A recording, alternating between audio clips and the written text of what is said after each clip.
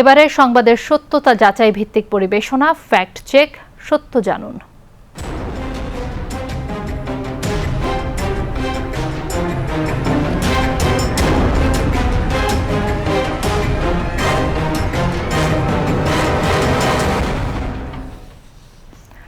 সামাজিক যোগাযোগ মাধ্যমের পাশাপাশি সাম্প্রতিক সময়ে বাংলাদেশের বিষয়ে বিভ্রান্তিকর তথ্য ছড়ানোর অভিযোগ উঠছে ভারতের কিছু গণমাধ্যমের বিরুদ্ধে।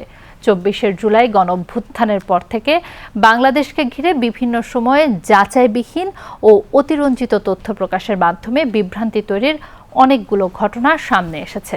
সম্প্রতি আবারও একটি ভারতীয় নিউজ পোর্টালে বাংলাদেশের বিপুল পরিমাণ চীনা অস্ত্র উদ্ধারের দাবি করে সংবাদ প্রকাশ করে।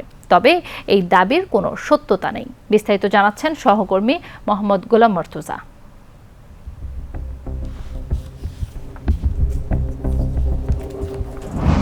বাংলাদেশে বাজেয়াপ্ত বিপুল চীনা বেআইনি অস্ত্র, নজরে উত্তর পূর্ব ভারতের জঙ্গি যোগ, এমন শিরোনামে সম্প্রতি একটি প্রতিবেদন প্রকাশ করে ভারতের একটি গণমাধ্যম কলকাতা 24/7। প্রতিবেদনটিতে দাবি করা হয় বাংলাদেশে ৪,৯০০ অত্যাধুনিক অস্ত্র, ২৭,০০০ গ্রেনেড, ৮৪০ রকেট লঞ্চার, ৩০০ রকেট এবং ১১,৪০,০০০ গুলি উদ্ধার করা হয়েছে। পাশাপাশি দাবি করা হয় এসব অস্ত্র চীন থেকে আনা হয়েছিল এবং ভারতের উত্তর পূর্বাঞ্চলের বিচ্ছিন্নতাবাদী গোষ্ঠীর কাছে পৌঁছানোর পরিকল্পনা ছিল। তবে এই দাবির সত্যতা যাচাই করে জানা যায় সংবাদটি ভুয়া এবং বিভ্রান্তিকর। অনুসন্ধানে দেশের কোনো নির্ভরযোগ্য গণমাধ্যম কিংবা সরকারি সূত্রে সাম্প্রতিক সময়ে এত বিপুল পরিমাণ চীনা অস্ত্র উদ্ধারের কোনো তথ্য পাওয়া যায়নি। রিভার্স ইমেজ সার্চে দেখা যায় ভারতীয় গণমাধ্যমে ব্যবহৃত ছবিটি সাম্প্রতিক কোনো ঘটনার নয়।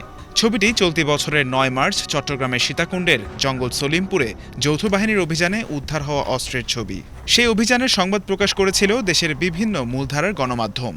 মূলধারার সংবাদ মাধ্যমের প্রতিবেদন অনুযায়ী ওই অভিযানে উদ্ধার হয়েছিল ৩টি আগ্নেয়াস্ত্র, কয়েকটি ম্যাগাজিন, পাইপগান, কার্তুজ, গোলাবারুদ, ককটেল, বিস্ফোরক এবং অস্ত্র তৈরির কিছু সরঞ্জাম।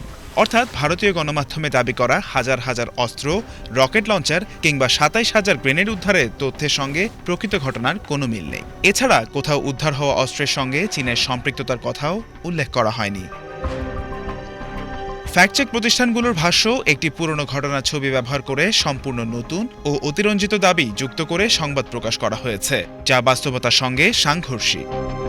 দেউলিয়া হতে চলেছে আপনার দেশ এবং ভারতের মানুষকে বলবো, শিক্ষা নিন বাংলাদেশ থেকে। এই কথায় কথায় আজাদি আজাদি, খাটের তলায় আজাদি, পকেটে আজাদি, বুক পকেটে আজাদি, মুখের ভেতর আজাদি, রাস্তায় আজাদি।